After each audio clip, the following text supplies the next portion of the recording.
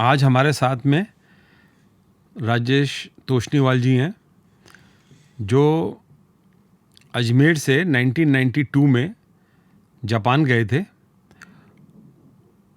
और अब 32 साल बाद उनके साथ हम उनके एक्सपीरियंस जापान के शेयर करेंगे और साथ में ही अभी तक जो कंपनी वो इंडिया में चला रहे थे, तोष्णीवाल सेंसर्स, वो भी उन्होंने मेंटेन करी हुई है और जापान में भी इन्होंने सारी अपनी कंपनी को लेके, क्योंकि इनका स्पेशलाइजेशन सेंसर्स में बहुत ज़्यादा है, तो सेंसर और बट उसके अलावा इन्होंने काफ़ी और चीज़ों में भी अपने आप को स्प्रेड ओवर करा, जैसे कि फैशन में भी फैशनेबल शूज़, टेक्सटाइल एक्सेट्रा। तो इस तरह से इन्होंने काफ़ी बिजनेस इंडिया और जापान के बीच में बढ़ाया है। तकरीबन साल में 12 दफ़े, हर महीने, कोविड को अगर हम छोड़ दें, मैं तो इनको हर महीने ही देखता आ रहा हूँ और 2002 से मैं इनको पहली बार जापान में मिला था। काफ़ी टाइम हो गया हमको आपस में मिले हुए भी, 20-22 साल हो गए। 20, बिल्कुल 22 साल हो गए। और आप 1994 से जापान में थे। 92 में आई लैंडेड देयर। यस। 94 में आपने अपनी कंपनी बनाई थी ताशिका। यस। तो ताशिका रखने के पीछे क्या रीज़न था, आपका नाम रखा आपने? ताशिका नाम, this is a Japanese word and क्योंकि मैं इंस्ट्रूमेंटेशन में और सेंसर्स में डील कर रहा हूँ जिसमें कि प्रिसिशन की ज़रूरत होती है, तो प्रिसिशन या उससे रिलेटेड कोई वर्ड मैं जापानीज़ में ढूंढ रहा था, डिक्शनरी से देखा तो ताशिका वर्ड मिला। तो वर्ड ऐसा होना चाहिए था जो कि जापानीज़ वर्ड है और इंडिया में भी आराम से सबकी ज़बान पे आ जाए। तो ताशिका मीन्स ट्रस्टवर्दी और precise, reliable. That is a very common word in Japan. And at that time there were not many companies with this name. अब कुछ और कंपनियां भी आ गई हैं सेम नाम से. And it can be, this word can be represented in a Japanese character which is the logo of my company. Which उसको अगर आप देखते हैं, because Japanese is a pictorial language, तो उसको उस पिक्चर को आप देखते हैं तो उसमें एक स्टोन बना हुआ है और उसमें एक लकीर है, जिसको बोलते हैं ना किसी को पत्थर की लकीर। कि जो भी सेंसर या इंस्ट्रूमेंटेशन में डील कर रहे हैं वो एग्जैक्टली आपको रिजल्ट वही देंगे जो कि जिसके लिए डिज़ाइन किए हुए हैं। उस वक्त जब आप 1992 में जापान गए थे, तो क्या क्या आपको समस्याएं आई? सबसे बड़ी समस्या जापान में जो है वो लैंग्वेज बैरियर है। तो अगर आप यहाँ से लैंग्वेज सीख के नहीं जाते हैं और जापान में लैंड किया, और जापान के अंदर इंग्लिश कंपलसरी है स्कूलों में, बहुत सालों से कंपलसरी है, लेकिन उसका कोई प्रैक्टिकल उपयोग सोसाइटी के अंदर कोई करता ही नहीं। They like to speak their own language. तो उसके अंदर कोई भी आएगा आपके पास, आप बैंक जाओगे, कोई पोस्टमैन आया, कोई भी आया, nobody will speak. Even if they know English, they are hesitant to speak, or they will be more comfortable to speak their own language. तो आपको कितना टाइम लगा लैंग्वेज के लिए? लैंग्वेज में it took just 6 months. 6 months के अंदर evening classes के अंदर। Is it so easy? The grammar is very easy. It is based on the grammar of Sanskrit. जो हिंदी की ग्रामर है वैसे ही जापानीज की ग्रामर भी है। English is totally opposite. तो अब तो यूट्यूब में भी बहुत सारे क्लासेस और लेसन्स आ गए हैं, लोग बाग यहाँ से आराम से सीख के जा ही सकते हैं। बिल्कुल, यहाँ पे जापानीज़ लैंग्वेज स्कूल्स काफ़ी चालू हो गए हैं। दिल्ली में भी हैं, गुड़गांव में हैं, पुणे में हैं, चेन्नई में हैं, हैदराबाद में हैं। एंड जापान जाने की अपॉर्चुनिटीज़ भी अब काफ़ी बढ़ रही हैं। There are reasons for it. क्या उनको भी हमारे आईटी प्रोफेशनल्स चाहिए? आईटी प्रोफेशनल्स तो इंडिया के वर्ल्ड ओवर में चाहिए, लेकिन जापान को आईटी प्रोफेशनल्स ही नहीं चाहिए, उनको हर सेक्टर में मैन पावर चाहिए। बिकॉज जापान की जो मैन पावर है, जो पॉपुलेशन है, that is on decline for last 30 years. So मेरे वहाँ रहते रहते करीब 1.25 करोड़ आदमी पॉपुलेशन कम हो चुकी है जापान की। अच्छा। और जब मैं पहुंचा था जापान में 13.5 करोड़ करीब पॉपुलेशन थी वहाँ पे, अभी 12 करोड़ के आसपास आ गए। एंड इट इज़ एक्सपेक्टेड कि अनदर 10 ईयर्स के अंदर ये 10 करोड़ हो जाएगी पॉपुलेशन।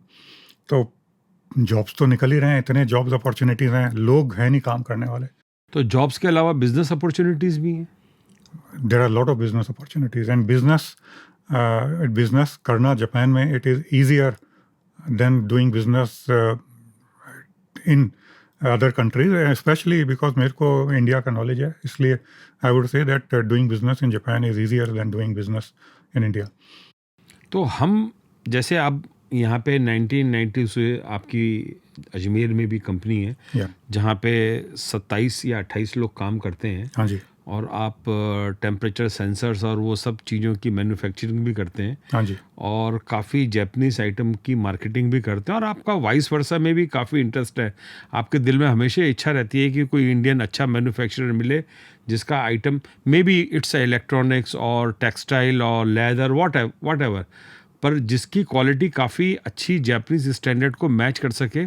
आप उसके लिए हमेशा ही प्रॉफिट एंड लॉस प्रॉफिट्स को ज़्यादा ना देख के आप उसको इंडियन आइटम को जापान में ले जाने की काफ़ी इच्छा रखते हैं। ये जैसे मैं बिल्कुल, काफ़ी समय say that is my sentiment and उसी सेंटिमेंट के कारण मैंने अभी तक इंडियन सिटीजनशिप भी नहीं छोड़ी है। एंड अच्छा, आई वो क्यों? मेंटेन माय इंडियन सिटीजनशिप दो आई हैव बीन ऑफर्ड कि भाई वहाँ की सिटीजनशिप ऑफर हो चुकी है, बिकॉज 32 ईयर्स हो गए रहते हुए।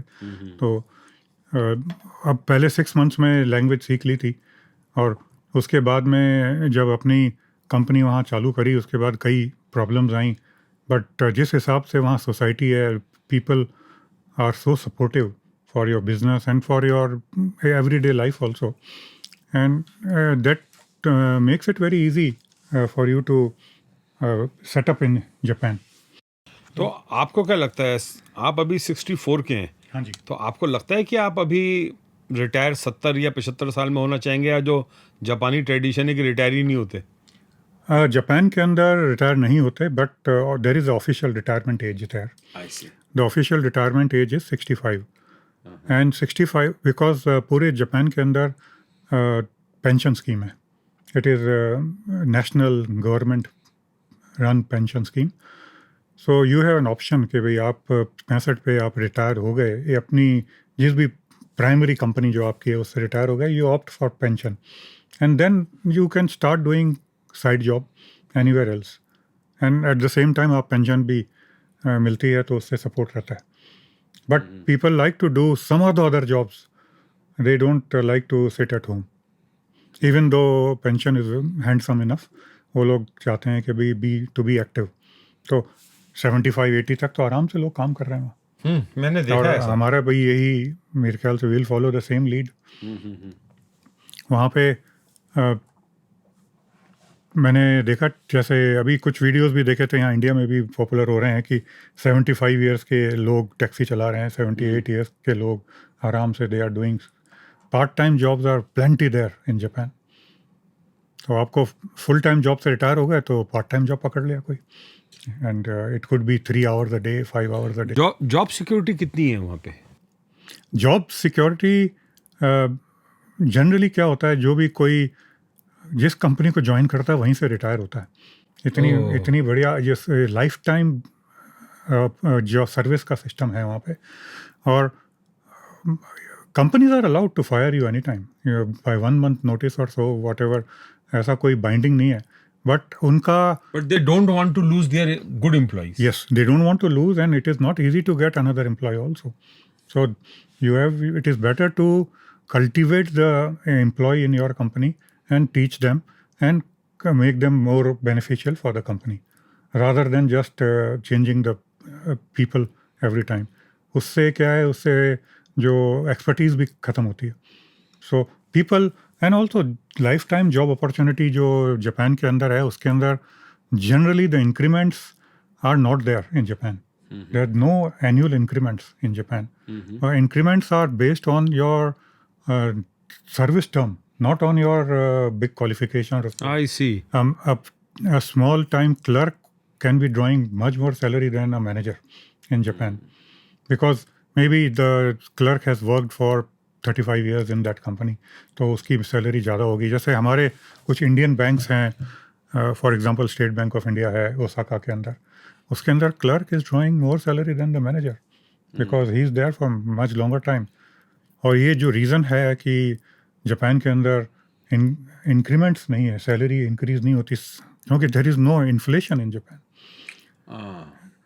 जैसे 1992 में जापान जब मैं गया था और वहाँ के स्टोर्स के अंदर में, सुपरमार्केट के अंदर में हम रोज़मर्रा की चीज़ें, दूध, ब्रेड, दही, ये सब चीज़ें जो लेते थे, आज 32 इयर्स बाद सेम भाव पे हैं सब चीज़ें। There is no increase in the price, which is amazing, which is when I tell to people back here in India, तो बड़ा सरप्राइज होता है लोगों को कि भाई ये कैसे पॉसिबल है। जिस तरह से हम इंडियंस के दिमाग में Japanese is a brand, anything which is Japanese is a brand, और we respect Japanese a lot, क्योंकि जैपनीज ने हमें इंडिया में हर चीज़ में हमारे यहाँ पे जो पहले बाईपास, जो दिल्ली हापुड़ वाला जो बाईपास बना था, वो भी जैपनीज़ ने बनाया था।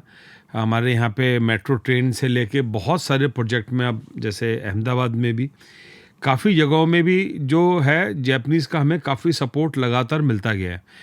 तो हमारे लिए जैपनीज़ प्रोडक्ट, जैपनीज़ कल्चर, हर चीज़ के लिए बड़ी हाई रिस्पेक्ट है इंडियंस में। तो उनके दिमाग में इंडियंस के लिए कैसा है, वो क्या सोच है? इंडियंस के लिए बहुत अच्छी रिस्पेक्ट है। अच्छा। और उसके बहुत सारे रीज़न हैं। सबसे पहला रीज़न है कि उनके यहाँ जो मोस्ट फेमस पर्सन है जिसको वो फॉलो करते हैं, he is from India, and that would B Lord Buddha. Lord Buddha. So 96% of the population there is Buddhist. So are they religious or too religious? They don't follow religious strictly, but of course family-wise they have a religion. And that religion is basically 96%, as I said, are Buddhist. They are born in Buddhist families. They don't practice it, but there are some ceremonies every year where there are some festivals, Buddhist festivals, which are matching with the Indian festivals also. जैसे श्राद्ध होते हैं हमारे, वैसे उनके श्राद्ध होते हैं, and they remember the ancestors and all. That is a Buddhist Buddhist system, and that is very seriously followed in Japan. और जापान इंडिया के बारे में आज तक जापान और इंडिया में फ्रेंडशिप रही है, कभी भी कोई भी आर्ग्यूमेंट, कोई कन्फ्लिक्ट या कुछ ऐसा कभी हुआ ही नहीं जापान और इंडिया के बीच में। और फिर जो there are 2 or 3 more factors because of which they respect India very much, and one of the factors is Netaji Subhash Chandra Bose, who was very much closely affiliated with the Japanese government there, and maybe not the government but the emperor himself. He had met the emperor and asked his support for freeing India from English rule. And another very important point is another person who is very important in Japan is a justice from India, who was a justice in the British government, and his name was Radha Vinod Pal. I see. And that person had given a verdict. There was a very famous trial which is called as Tokyo Tribunal. उसके अंदर राधा विनोद पाल ने Japanese के support के अंदर verdict दिया था कि they are not guilty in the second world war, and that verdict even after 80 years now, that it's almost 79 years after the world war, that it remains in the heart of Japanese that one Indian person supported us, and he understood our feeling that we were fighting for our country and others were fighting for their country. So it is all war. It always happens in war. So that his verdict is still published on the internet everywhere, and I've seen Japanese people, they always have it on their mobile phone. It is there, translated in Japanese. It is there, and they feel good respect for India because of that. तो जो हिंदुस्तान से हमारी अभी जैसे सरकार अभी बहुत ज़्यादा प्रोएक्टिव है कि इंडिया में इन्वेस्टमेंट आनी चाहिए, जो मैन्युफैक्चरिंग इंडिया में ज़्यादा बढ़नी चाहिए, जो चाइना के पास अभी तक पिछले कुछ सालों में 1992 से लेके जो चाइना के अंदर मैन्युफैक्चरिंग बूम आया, जिसमें कि बहुत सारी जापानीज़ कंपनीज ने भी वहाँ पे मैन्युफैक्चरिंग सेटअप करा है, तो वो कंपनियां अब एक ऑल्टरनेट वे में इंडिया में आना क्यों पसंद करेंगी और उनको क्या हर्डल्स आती हैं? अभी as on today we always see कि भाई जापानीज़ कंपनियां एंटर कर रही हैं इंडिया मार्केट, और इस बात की काफ़ी चर्चा रहती है यहाँ पे न्यूज़पेपर्स में।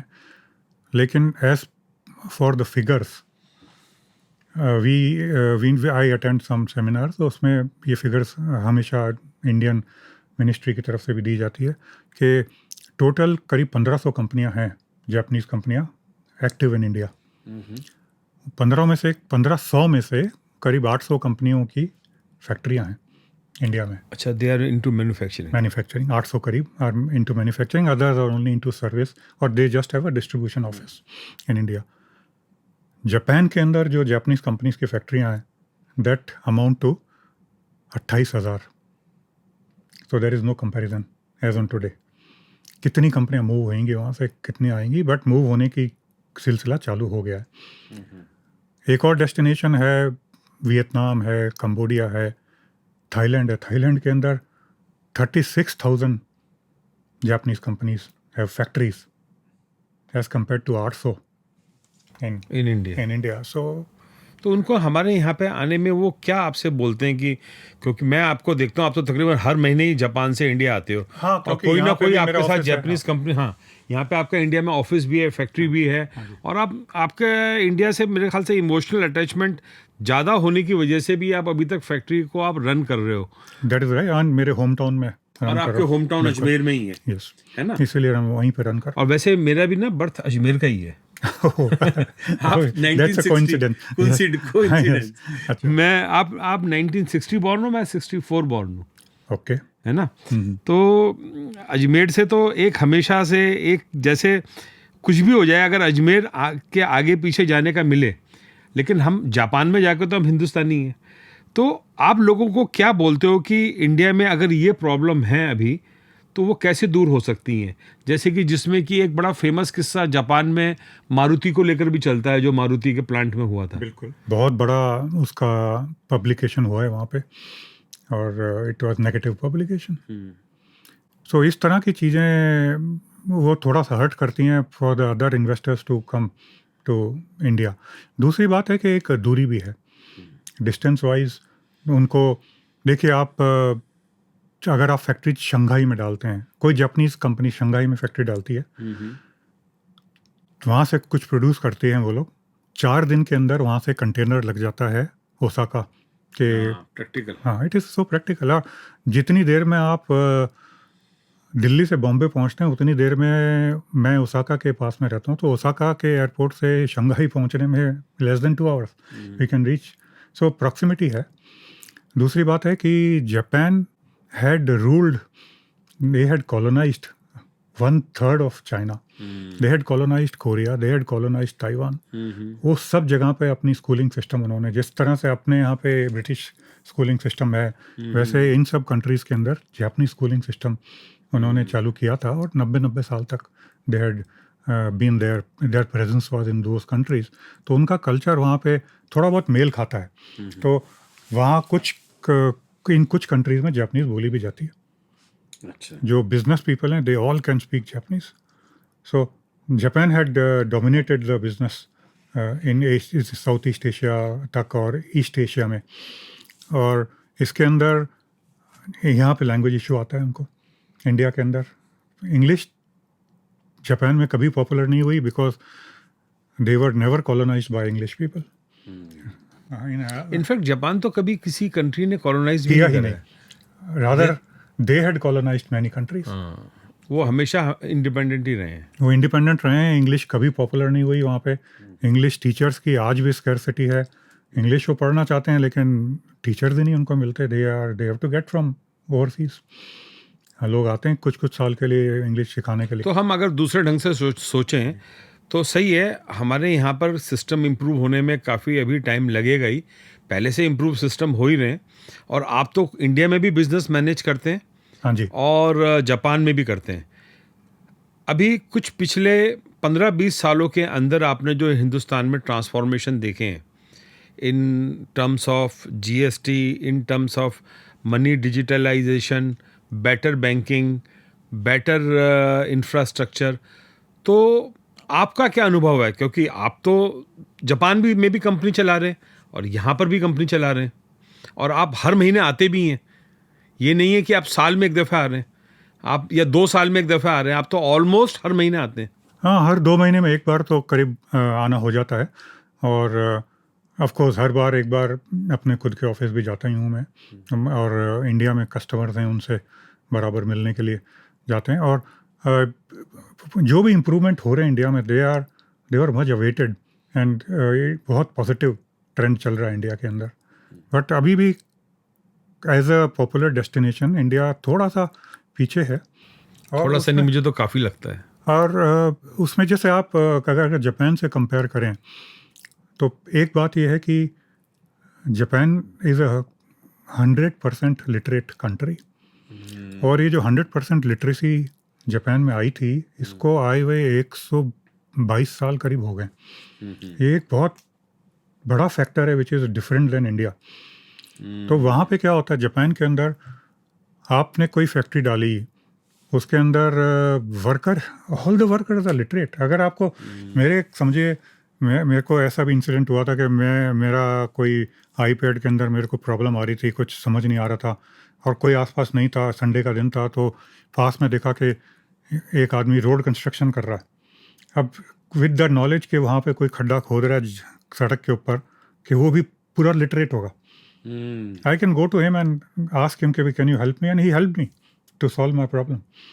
तो उनको फैक्ट्रीज के अंदर सुपरविजन की जरूरत ही नहीं है।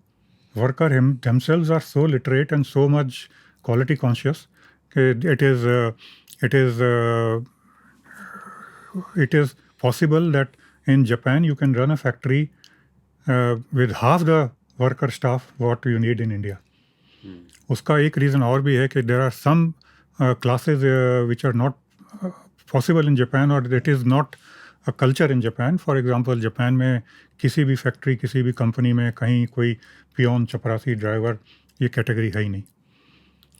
मोर ओवर जापान इतनी सेफ कंट्री है कि आपको वहाँ पे सिक्योरिटी मैन की ज़रूरत नहीं है ना। आपको अपने यहाँ पे फैक्ट्रियों में, ऑफिसेज में वो चौकीदार, और वो हर फैक्ट्री के बाहर सिक्योरिटी होती है, आदमी अंदर जा रहा है, गेट पास बन रहा है, ये वहाँ पे कुछ भी नहीं है। आप you can just walk in, बाहर एक टेलीफोन लगाता है, उसको उठा के अंदर अपने, there is no receptionist also because man power is scarce there.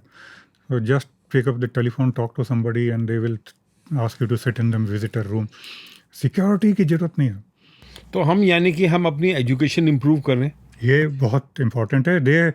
Japan ने ये चीज़ करी, इस चीज़ पे फोकस 125 साल पहले उन्होंने किया, और कंट्री को 100% लिटरेट और लॉ एंड ऑर्डर की सिचुएशन को इम्प्रूव कर रहे हैं। और ये एक दिन का काम तो है नहीं, ये इसको अगर हम आज से भी अगर मान के रख लें तो 10-12 साल के अंदर, with the help of all new electronic things and digitalisation, अगर हमारे लोग ही सोचें बजाय सरकार पे कि हम कब स्कूल इम्प्रूव करेंगे, कब हम अपनी एक बेसिक फैसिलिटीज़ इम्प्रूव करेंगे, वो सोचने के बजाय कम से कम एजुकेशन के लेवल पे हम जापान जैसे हम जापान के किस्से सुनते हैं कि वो फुटबॉल स्टेडियम छोड़ने से पहले पूरी सफाई करके जाते हैं।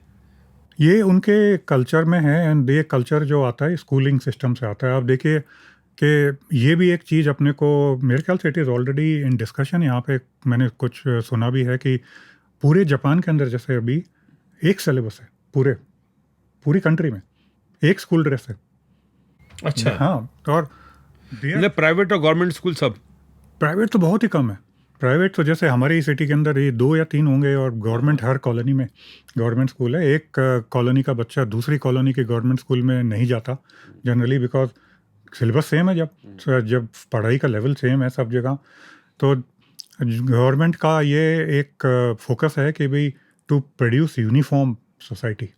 तो स्कूल के अंदर ही ये सफाई की चीज़ें सिखाई जा रही हैं, मैनर्स सिखाए जा रहे हैं, just not the language and subjects and all. उनको how to behave in the public when they grow up, and how उनको स्कूल की सफाई बच्चों से कराई जाती है. अच्छा. And तो आज ये आप समझिए कि आज जापान में जो प्राइम मिनिस्टर हैं, जो भी मिनिस्टर्स हैं, उन्होंने बचपन में अपने स्कूलों में टॉयलेट वगैरह सब क्लीन किए होंगे. तो उनको अभी अगर वो कहीं पे भी कुछ गंदगी देखते हैं अपनी कॉलोनी में, तो उनको खुद को बैठ के सफाई करने में कोई प्रॉब्लम नहीं है, उनको हिचक नहीं है. ऐसा नहीं है कि भाई हमने गंदगी देखी और फिर हम किसी को फ़ोन कर रहे हैं कि भाई इसको सफाई करो आप, कोई कर्मचारी आएगा वो साफ़ करेगा, वो खुद लग जाते हैं. कोई भी कितना भी बड़ा आदमी हो खुद लग जाएगा. अपना घर से जो भी एक बैग वैग लेके आए, चिमटा लेके आए या झाड़ू लेके आए, गार्बेज कलेक्ट किया तो जहाँ भी फेंकना है फेंका. So that is in their put in their blood in the schooling system. And as I told you कि भाई स्कूलिंग सिस्टम पूरे जापान में सेम है. लड़के लड़कियों का को एजुकेशन होता है. बहुत कुछ सिस्टम्स ऐसे हैं जो कि अगर इंडिया में भी एक इस तरह का सिस्टम हो जाए, ऑफकोर्स यहाँ रीजनल लैंग्वेजेस हैं, वो तो रहेंगी, बट एक कॉमन लैंग्वेज से जो कॉमन आपस में कम्युनिकेशन और ये सब, ये बैरियर्स हैं यहाँ पे. कोई भी जापानीज़ कंपनियाँ आती है तो उनको इट इज़ नॉट जस्ट कि भाई जापानीज़ से इंग्लिश में करना है. They have to deal with the worker class also, वो माइट बी स्पीकिंग अलग, कोई अलग लैंग्वेज बोल रहा है, कोई अलग लैंग्वेज बोल रहा है. सो उसमें भी एक कोई यूनिफॉर्म फॉर्मेटी, जैसे हिंदी है अगर, तो भाई एक कॉमन या कोई भी एक language which is common to all. I think Japan ने इस चीज़ पे स्ट्रेस किया and that became a boon for them. कोई भी ऐसा मतलब जब 100% लिटरेसी बोलते हैं तो किसी से भी आप ट्रेन में बैठे हो, कुछ बैठे हो, किसी से भी कुछ पूछ लिया, they are all so much literate के आपको they can everybody can read and write.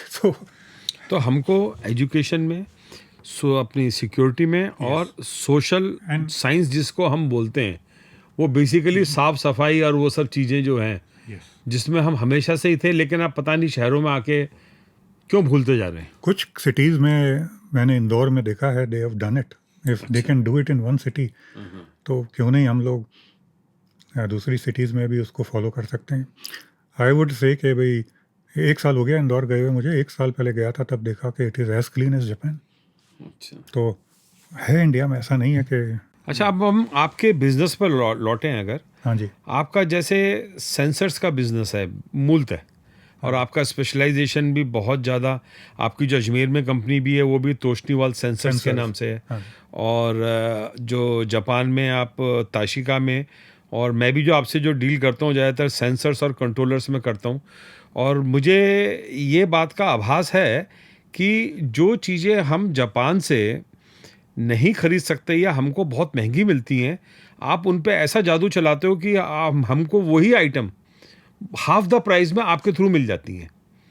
तो ये समझने में, जापानीज़ बिजनेस समझने में आपको कितना टाइम लगा?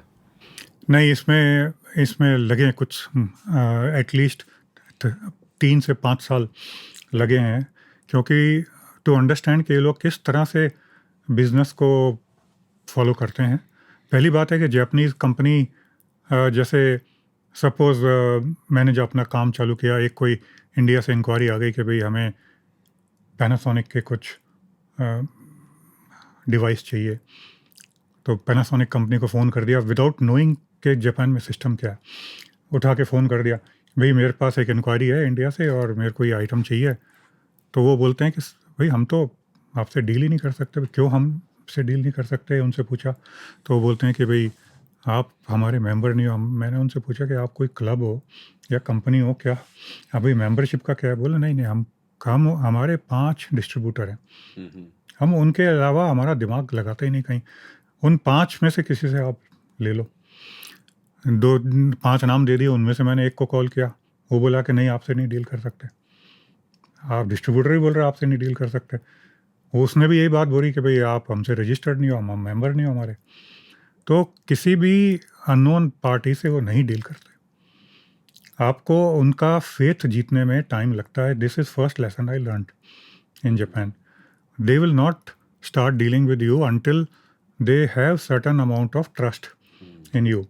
It is not just for money. It is कि भाई ये लॉन्ग टर्म इससे बिजनेस चलेगा कि नहीं चलेगा. एक बार में इसने हमसे कुछ माल खरीद लिया, फिर हमारा मार्केट ख़राब कर दिया जाके आगे, सस्ते में बेच दिया, कुछ कर दिया। वो पूरा एक चीज़ को वो लोग फॉलो करते हैं, एक सिस्टम को, और they will never break that system. मैंने भी नोटिस करा आपके पास जो कंपनियां हैं, मैंने आपसे 2002 से बिजनेस शुरू करा था जब मैं जापान आया था आपके पास, तो जो कंपनियां आप तब डील करते थे वो आज के दिन भी कर रहे हैं। बिल्कुल, they are all sticking with me. और हम लोग भी कभी भी ऐसा नहीं करते कि भाई आज उस कंपनी को छोड़ के दूसरे का माल बेच दिया है, उसका सस्ता मिल रहा है, ये कर दो। तो वो चीज़ जहाँ जापान में सीखी है कि भाई relationship, business relationship, they don't leave you as a partner, but they don't make you partner unless they are completely satisfied. तो ये एक बहुत बड़ी जापानीज फिलॉसफी है कि आप उनके ट्रस्ट के अंदर अगर आ गए और then you continue to hold their hands, then they will never leave your hand also. ये बहुत लॉन्ग टर्म रिलेशनशिप चलती है। जैसे हमने देखा था यहाँ पे हीरो और होंडा की रिलेशनशिप कितने साल चली, 35 साल करीब दे कंटिन्यूड। सो ऐसा नहीं है, क्योंकि देर आर अदर कंट्रीज, आप अमेरिकन कंट्रीज, उसमें कुछ कंपनियां जो भी अमेरिका में है, नॉर्थ अमेरिका, या हायर एंड फायर वाला भी होता है कि भाई ठीक है, आपको एजेंट बनाया 2 साल बाद कि भाई आप अचीव नहीं कर पा रहे हो, तो ठीक है, you are fired, they will appoint somebody else. Japanese ऐसा नहीं करते। वो अगर आप नहीं परफॉर्म कर पा रहे हो तो दे विल असिस्ट यू, तो आपको हेल्प करेंगे भी टू परफॉर्म बेटर। तो आप जिन कंपनियों के आइटम्स जापान से इंडिया भेजते हैं, तो क्या आप वो इंडिया ही भेजते हैं या पूरा वर्ल्ड वाइड भेजते हैं? नहीं, टेरिटरी मिली हुई हैं। जैसे मेरे को कुछ कंपनीज ने इंडिया की टेरिटरी दी है, कुछ ने इंडिया के अलावा एक आध टेरिटरी और दी है, क्योंकि मेरा सिंगापुर में भी एक ऑफिस है। तो सिंगापुर में भी if they allow to sell, only then I will You can sell. sell it. I can. That is to hold their hands. You have to follow that. मैंने उनसे माल लिया कि भाई मेरे को इंडिया में बेचना है, उठा के मैंने समझो पनामा में बेच दिया, तो that is breaching their trust. So अगर आप उनके फेथफुल रहते हो, they will also follow, I mean support you all through. ये एक बहुत बड़ी चीज़ वहाँ सीखी है, और उसी सिलसिले उसी को फिलॉसफी को फॉलो कर। तो शायद इसीलिए आप उनको इतना समझ पाए, तो उनसे अच्छे प्राइस लेके आप हमको भी दे पाते हो। बिल्कुल, क्योंकि मैं भी एक कंपनी से डील कर रहा हूँ जिसके साथ आपने डील करना बंद करा है। आपसे मैं वो जो आइटम लेता था 8,000 येन की, अब मुझे वो दे रहे हैं, बोल रहे हैं 15,000 येन। मैंने लास्ट उनसे 11,000 येन का डायरेक्टली लिया था ऑप्टेक्स से। लेकिन अब वो मुझे कह रहे हैं 15,000 का। तो मैं सोचता हूँ, मैं कितनी बार सोचा है कि आपको बोलूँ कि भैया आप फिर से जाओ, लेकिन आप भी अब उसमें जाने में इंटरेस्टेड नहीं हो। नहीं है, बट इसमें यह है कि जापानीज कंपनीज को अगर आप प्रॉपरली मार्केट समझाएं, क्योंकि मैंने वहाँ पे ये भी देखा है कि कंपनी, क्योंकि जापान में जो चीज़ प्रोड्यूस होती है ना, they can produce it very cheap. उसका एक अलग सेशन हो सकता है कि आई कैन टेल यू कि अभी कोई भी चीज़ हम सोचते हैं कि जापानीज चीज़ बहुत महंगी है, उसकी manufacturing cost is not so much. The production efficiency is so high in Japan कि they can produce it very cheap, और उसकी प्राइसिंग वो वर्ल्ड ओवर रखते हैं according to the market requirement. अगर आप डायरेक्टली उनके पास पहुंच गए तो वो एक लिस्ट प्राइस आपको दे देंगे विच इज़ वेरी हाई। लेकिन अगर उनको समझाया जाए कि भाई ये मार्केट की रिक्वायरमेंट है, अगर आप वहाँ पे, मैं कुछ जापानीज के साथ ट्रैवल करता हूँ इंडिया कभी कभी, तो उनको हर चीज़ यहाँ जैसे एयरपोर्ट पे बैठे हैं, वहाँ पे हमने कॉफ़ी पी, तो उनको समझाते हैं कि भाई देखिए यहाँ पे कॉफ़ी कितने की मिल रही है, अब आप कंपेयर करो जापान में ये कितने की मिलती है, यहाँ की लिविंग कॉस्ट कैसी है, यहाँ की रिक्वायरमेंट क्या है, उसके हिसाब से आप अपनी प्राइसिंग को आप मॉडिफाई करो, तो they understand, they do it. But unless they are convinced, वो अपने को आपको एक ऐसी प्राइस पकड़ा देंगे जो कि उनकी कोई वर्ल्ड लिस्ट प्राइस होगी, ठीक है, उस पर आप बिकॉज ज़रूरी नहीं है कि वो कंपनी यूरोप में जिस भाव पे बेच रही है वो उस भाव पे आपको यहाँ बेचे। यूरोप की रिक्वायरमेंट अलग है, वहाँ के प्राइस की रिक्वायरमेंट, वहाँ की क्वालिटी, वहाँ के जो कंप्लायंस रिक्वायरमेंट, सब चीज़ अलग है। और आप तो तकरीबन पूरे वर्ल्ड वाइड ही हर तरह की सेंसर्स एग्जीबिशन में जाते भी हैं। बिल्कुल। और आप बहुत हाईली स्पेशलाइज्ड, अभी आप थोड़ी देर पहले जिक्र हो रहा था कि ceramic yarn, which is so much specialised item, ceramic yarn, वो भी आप जापान से लेके इंडिया में बेचते हैं और जगहों भी बेचते हैं। जी हाँ, क्योंकि ये दुनिया में 2 ही कंपनियां हैं जो बनाती हैं, केवल 2 कंपनियां बनाती हैं, और उसमें से जैसे आप सेरेमिक का धागा बन गया तो फिर धागे से आप कुछ भी बना सकते हैं, ग्लव्स बनाएं या एप्रन बनाएं या उसको तरह तरह से वीव कर सकते हैं। सो वो टेक्नोलॉजी नहीं है अभी, चाइना में भी नहीं है, कहीं नहीं है, केवल तो जापान वाले क्या अभी भी इतना सीखने के बाद भी ये सोचते हैं कि हम अपने आप को चाइना में एक्सपोज और करें, या उनको भी अब समझ में आ गई है कि हम चाइना में अपनी टेक्नोलॉजी देते जाएंगे तो कल के दिन उसका एडवांटेज तो चाइना ले गई? ये बात उनको बहुत अच्छी तरह समझ आ गई है। और जैसे मैंने बात करी कि भाई जापान के अंदर सिक्योरिटी की ज़रूरत नहीं होती, लेकिन आजकल वहाँ पे एक नई डिमांड आ गई है, एक पोस्ट की डिमांड आ गई, which is called as online security. कि ऑनलाइन पे उनकी जो टेक्नोलॉजी कहीं लीक ना हो जाए, तो उसके लिए एक पोस्ट होती है जापान में, जो उसको हर तरह से ब्लॉक करते हैं कि ईमेल से भी कोई अटैचमेंट नहीं निकल सके बाहर। तो वो they are considering that very seriously. अभी वो लोग चाइना वगैरह के अंदर नहीं, नई टेक्नोलॉजी नहीं दे रहे हैं। जो चीज़ जापान में बन रही है और बिक रही है, और चाइना में अगर वो चीज़ चलेगी टेक्नोलॉजी, तो फिर मेरे ख्याल से Japan will leave that production to China, कि भाई ठीक है, हम हायर टेक्नोलॉजी पे जाते हैं, लेट चाइना मेक इट। और इंडिया से हाँ जी। जैसे आप फैशन के आइटम्स कुछ करते हैं, जिसमें कि फैशनेबल शूज़ हो गए या टेक्सटाइल हो गया, जो आप बड़ा एग्रेसिवली हिंदुस्तान से आप जापान लेके जाते हैं, वो एक आपका पैशन है कि मैं इंडिया की आइटम वहाँ पे करूँ। बिल्कुल। लेकिन इसके अलावा कुछ हमारी टेक्नोलॉजिकल आइटम, जैसे मुझे ऐसे याद आ रहा है, आप लास्ट टाइम बता रहे थे कि एक जयपुर भी एक कंपनी है जो अलॉय बनाती है, वो जापान में भी बेच रही बिल्कुल है। वर्ल्ड ओवर बेचते हैं और जापान में भी बेचते हैं। जापान में भी। तो हमारी कंपनीज कुछ ऐसी भी टेक्नोलॉजिकल आइटम या स्पेशल टाइप के अलॉयज जो मेटल में, कोई ऐसी आइटम जो इंजीनियरिंग आइटम जिसके बोले, तो हम लोग वहाँ पे जापान में बेचने के लिए उनको बेच सकते हैं और हम सक्सेसफुल हो सकते हैं? बिल्कुल हो सकते हैं, बट आपको उनकी नीड्स समझनी पड़ेगी, क्वालिटी नीड्स, कि वो किस क्वालिटी का माल चाहते हैं, और रिपीटेबिलिटी इन द क्वालिटी, कि एक बार अच्छा माल दे दिया उसके बाद भी उस सेम क्वालिटी रिपीट होनी चाहिए, क्योंकि वो उनका इंस्पेक्शन बहुत स्ट्रांग है, और उनकी जो नज़र है क्वालिटी के अंदर, चाहे वो टेक्सटाइल हो चाहे दूसरे इंजीनियरिंग प्रोडक्ट्स हों, उसके अंदर कोई इंस्पेक्टर, जैसे जो जापानीज़ कंपनीज़ हैं जो टेक्सटाइल्स खरीदती हैं इंडिया से, तो बड़े बड़े जो बायर्स हैं उन्होंने अपने जापानीज़ लोग बैठा रखे हैं इंडिया के अंदर, ऑफिस खोल रखे हैं फॉर इंस्पेक्शन पर्पस, क्योंकि हो सकता है कि एक हिंदुस्तानी इंस्पेक्टर उस चीज़ को पास कर दे, उसकी नज़र अलग होती है, वो जापानीज़ इंस्पेक्टर का देखने का ही उसका नज़रिया बिल्कुल अलग है क्वालिटी का। लेकिन वो अलग नुक्स ऐसे निकाल देंगे जो कि हमें पता भी नहीं पड़ेंगे कि तो भाई क्या वो उसके लिए प्राइस भी पे करते हैं? दे पे द प्राइस। एंड इसीलिए तो कई बार बड़ी बड़ी ब्रांड्स होती हैं जो कि ऐसा नहीं है कि वो केवल ब्रांड अपने लगा के और कोई टेक्सटाइल बेच रही हैं, उसके पीछे पूरा इंस्पेक्शन प्रोसेस है, क्वालिटी किस तरह से वो कंट्रोल करते हैं एट द स्टेज ऑफ। तो जैसे जयपुर में भी बहुत कंपनी हैं जो कि जापान को टेक्सटाइल बेचती हैं, तो उसके लिए जयपुर के अंदर उनके प्रोडक्शन लाइन के ऊपर भी इंस्पेक्शन होता है जाके, and Japanese people go there.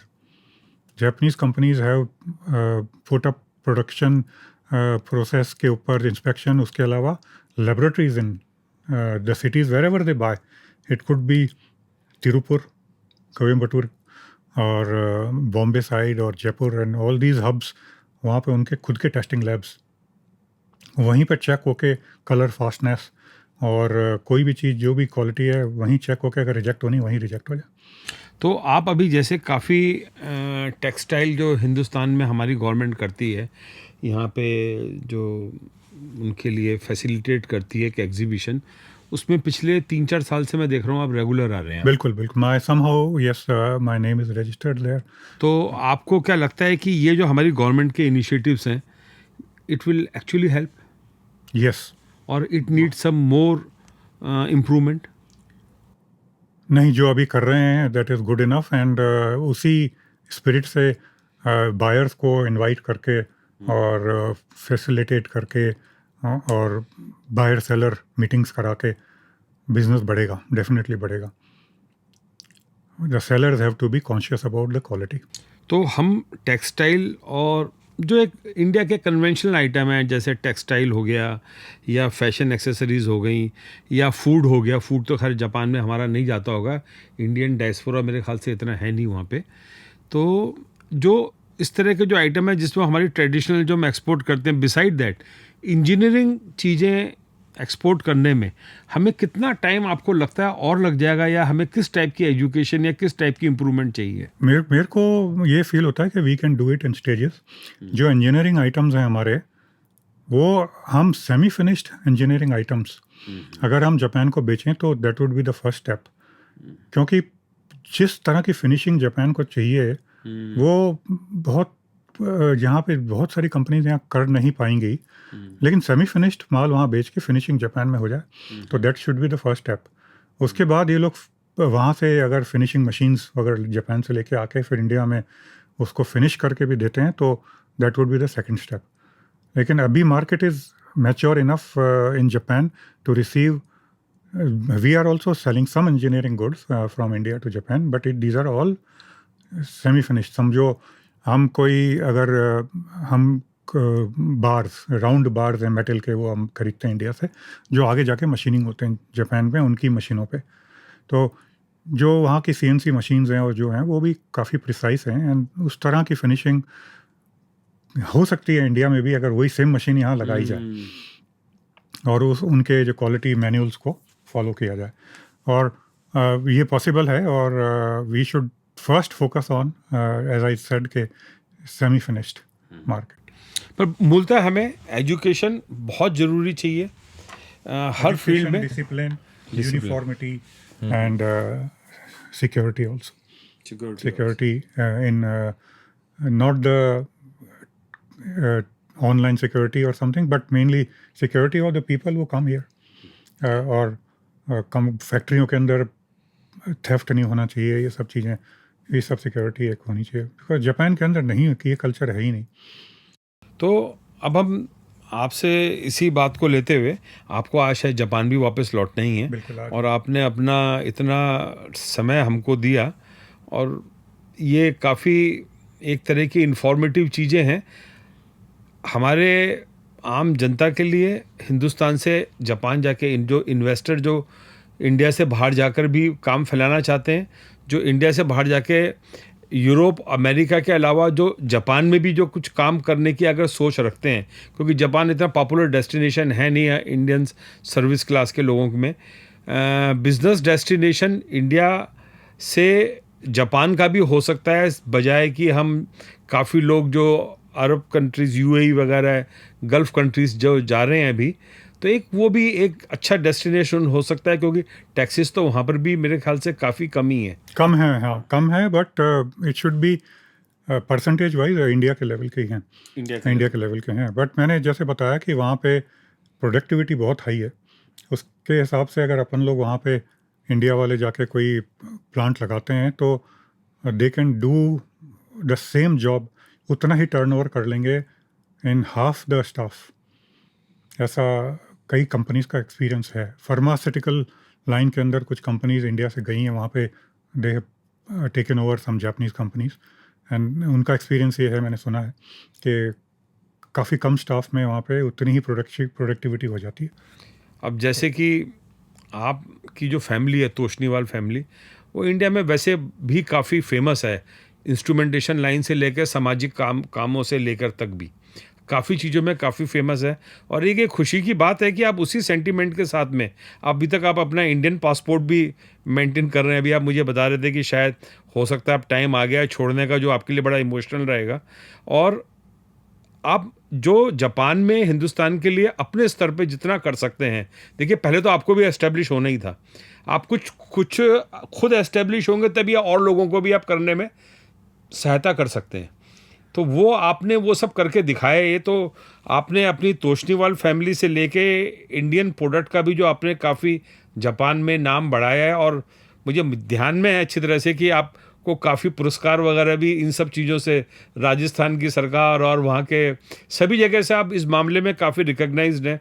आपकी वाइफ भी बड़ी मशहूर जापान में इंडियन डांसर भी हैं। हाँ, she is a dance teacher and she is recognised as cultural ambassador of India to Japan, क्योंकि कल्चरल एक्टिविटी से काफ़ी जुड़ी हुई है। तो आप सब इतना सब कुछ आप जब कर ही रहे हैं, तो प्रार्थना हमारी भगवान से यही है कि अपने ईश्वर से कि आपकी और आगे सक्सेस मिले। अभी आप 64 के हो गए हैं, तो 84 तक भी आप रेगुलर एक्टिव रहें, बजाय कि 65 साल में रिटायरमेंट ऑप्ट करने के। बिल्कुल, यही मेरी मेन एम अब यही है कि इंडिया और जापान के बीच में एक ब्रिज बना के, और जो भी लोग इंडिया से जापान के अंदर कुछ बिजनेस करना चाहते हैं, दे आर वेलकम। हम जितना सपोर्ट कर सकते हैं। मैं इस वाले पॉडकास्ट में आपकी वेबसाइट और आपका personal email ID, if you permit, मैं उसमें डाल दूंगा, ताकि यस प्लीज, श्योर। है ना, तो अगर किसी को कुछ कम्युनिकेट करना है। और ये आज मेरा दूसरा प्रयास था इस पॉडकास्ट को लेके। पहली बार जो मैंने करा था वो बिल्कुल अनप्रिपेयर्ड था, आज भी थोड़ा बहुत ही प्रिपेयर्ड था। एक आध क्वेश्चन मैंने लिखे थे, सारा स्पॉन्टेनियस था। और मेरी अभी तक तो यही कोशिश चल रही है कि जिन लोगों को मैं पर्सनली जानता हूँ उनके साथ करूँ मैं, क्योंकि मैं उनसे काफ़ी ज़्यादा बातचीत करने में सहज हूँ। अब आगे देखिए किस हिसाब से रहता है। आप सब लोगों का सहयोग मुझे हमेशा ही चाहिए होगा। धन्यवाद।